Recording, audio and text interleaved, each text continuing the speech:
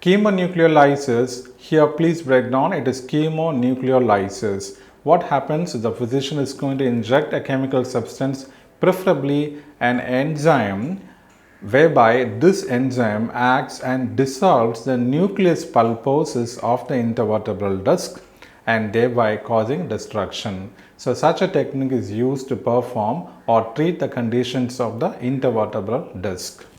We all know this AVM as a malformation, so physician wants to treat such arterio-venous malformation. In such cases, he is going to cause an occlusion of such abnormalities, whereby a coil or a device is being used to occlude the AVM. So we have specific codes for such occlusion.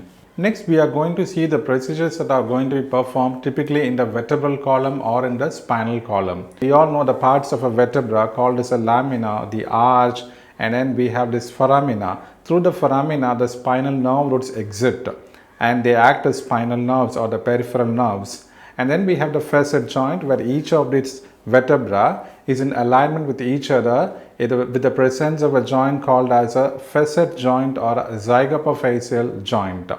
So here what can happen is a physician can remove a part of the degenerated or the affected facet joints.